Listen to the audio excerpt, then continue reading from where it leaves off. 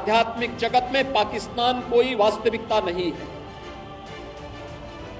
या तो उसका भारत में विलय होगा या पाकिस्तान इतिहास से समाप्त होगा, हमेशा के लिए समाप्त होगा। 1.5 करोड़ हिंदू किस तरीके से बांग्लादेश के अंदर आज चिल्ला चिल्ला करके अपने आप को, अपनी अस्मिता को बचाने के लिए गुहार लगा रहे हैं। भारत के अंदर भी इनके मुंह सिले में एक भी शब्द इनका नहीं निकल रहा है। सबसे भी कहने के लिए आया हूं।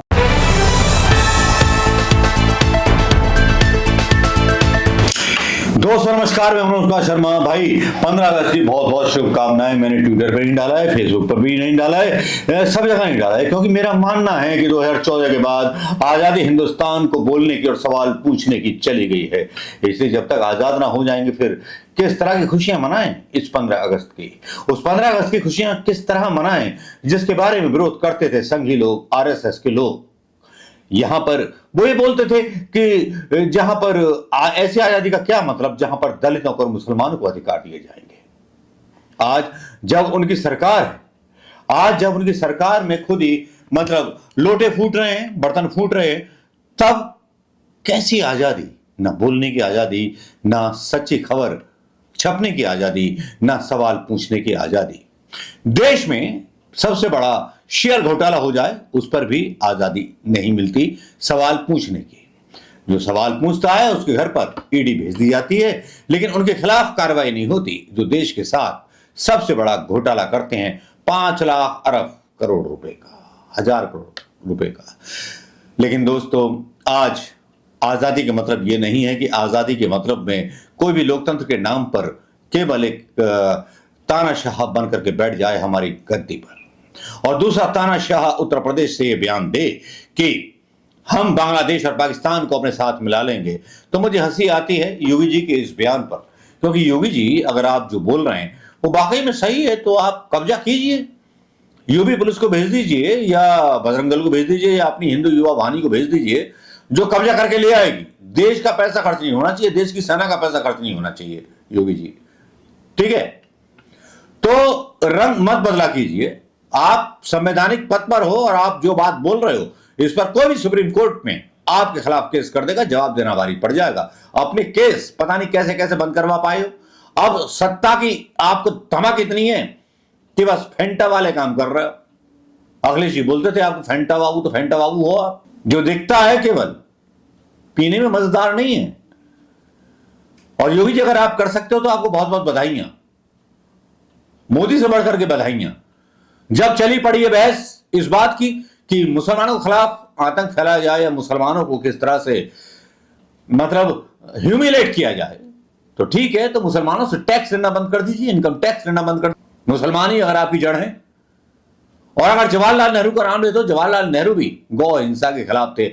अपने यूपी में कट्टी खाने बंद करा दीजिए योगी जी पहले, उसके बाद बात कीजिएगा। जो गाय कटती हैं आपके यूपी में कट्टी खाने में, उन कट्टे खानों को बंद करा दीजिए योगी जी। उसके बाद आप बांग्लादेश और उन सबको एक करने की बात कीजिए। चलिए, आपने, मैं मानता हूं कि आप विजेता हैं, आप सब कुछ हैं, आप सर्वे सर्वा हैं, मतलब मोदी से भी बड़े सर्वे सर्वा हैं।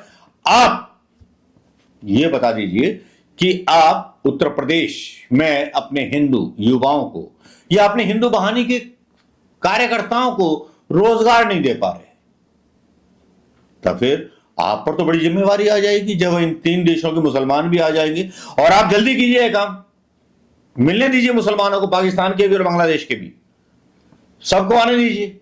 क्योंकि अगर आप मार्स स्केल पर हत्याएं कराएंगे मुसलमानों की, तो फिर अमेरिका और विश्व तैयार है अपनी अपनी मतलब गन लेकर के आपके ऊपर चढ़ने के लिए, भारत को बर्बाद करने के लिए। भारत पर अणु बम का भी हमला हो सकता है। क्या इस बारे में सोचा है बयान देने से पहले? कितनी पढ़ाई लिखाई है आपकी, कितनी नॉलेज है योगी जी आपको? या केवल धर्म के आधार पर आप सीएम बन गई यूपी के? क्या कभी आपने हिंदू धर्म का पालन किया, सनातन धर्म का पालन किया? क्या आपने देशी शराब के ठेके, इंग्लिश शराब के ठेके आपने उत्तर प्रदेश के अंदर बंद कराए जो हिंदू धर्म में हराम है? बंद कराए क्या? सजन रे झूठ मत बोलो, ऊपर जाके जवाब भी देना है योगी जी।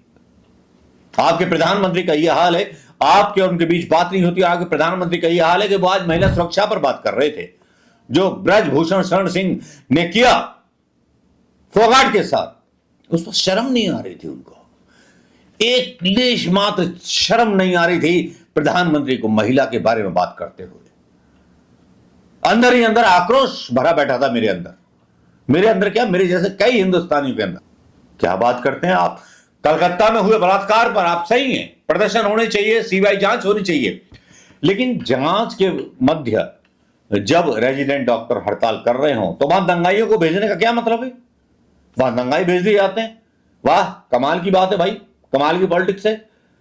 लेकिन बिहार में एक भयानक रेप होता है एक नाबालिग के साथ, कई लोग उसके गुप्तांग को घायल कर देते हैं, उस पर चर्चा नहीं होती। यूपी के रेप पर चर्चा नहीं होती।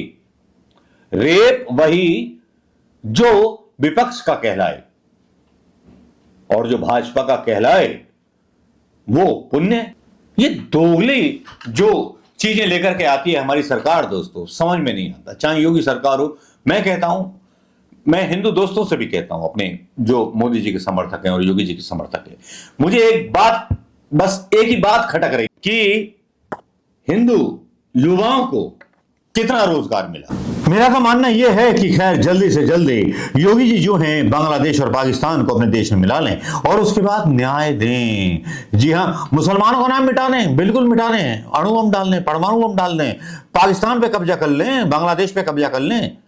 लेकिन ये कर क्या रहे हैं? बांग्लादेश पे कब्जा करने से पहले इन्होंने सोचा कि वहां पर अमेरिका की पॉलिटिक्स किस तरह से हावी है, अमेरिका ने किस तरह से हसीना को वहां से खदेड़ दिया, एक द्वीप के पीछे झगड़ा हुआ और सारा कुछ चला गया। योगी जी, क्या आपको विश्व की राजनीति के बारे में पता है? क्या विश्व के बारे में इतिहास आपको पता है? और मैं मोदी से पूछता हूं, उनको पता है? मोहन भागवत से पूछता हूं, उनको पता है? जियो पॉलिटिक्स जो है हिंदुस्तान की, छोड़ो आप वर्ल्ड की, इन नेताओं को पता है? इन गंवार लोगों को जो बात करते हैं कि एमबीबीएस की पढ़ाई हिंदी में कराएंगे। वाह, हिंदी में स्पाइन का मतलब आप समझ लीजिए क्या होता है, जरा करिए भक्तों उसको ट्रांसलेट। इतना बेहूदगी भरे बयान देते हैं आप। मैं आपको बता दूं कि यहां हिंदी के खिलाफ, मतलब हिंदी बोली जाएगी, हिंदी बोली जाएगी, हिंदी बोली जाएगी, जो नेहरू ने बोला था उस दिशा पर चल करके अटल बिहारी वाजपेयी जैसे फंगस नेता ने पूरे देश में, और लाल कृष्ण आडवाणी ने पूरे देश में फंगस लगा दी। क्या जवाहरलाल नेहरू ने नहीं बोला था गौ हत्या के बारे में? क्या जवाहरलाल नेहरू अमेरिका से अपने मन से लेकर के आए थे लाल गेहूं, जिसके बारे में बोलते हैं? इसके बारे में भी खुलासा होगा। लेकिन सवाल इस बात का है कि जो देश अपने हिंदू युवाओं को रोजगार नहीं दे पा रहा, रिलायंस जो है 42,000 की छटनी कर देता है, और वो देश बोलता है कि सारे देशों को एक कर लेंगे, उनकी इकोनॉमी का बोझ, मतलब उनके खाने पीने, मतलब अभी 80 करोड़ राशन भेजने वाले हैं आप, फिर जो हैं 200 करोड़ लोग हो जाएंगे राशन भेजने के लिए। इसका मतलब इनकम टैक्स का जो असर, मतलब जो असर आएगा वो उन हिंदुस्तानियों पर आएगा, हिंदुस्तानी युवाओं पर आएगा जो नौकरी कर रहे हैं और टैक्स दे रहे हैं। निर्मला सीतारमण जैसे टैक्स में, मतलब जो टैक्स का स्लैब तय करते हैं वित्त मंत्री, जो लूटते हैं हिंदुओं की बात करके हिंदुओं की मां बहन एक कर दी है सरकार। अब इस 15 अगस्त के स्वतंत्रता भाषण में और क्या बोलूं? सच्चाई बोल सकता हूं, सच्चाई के सिवा कुछ नहीं बोल सकता दोस्तों।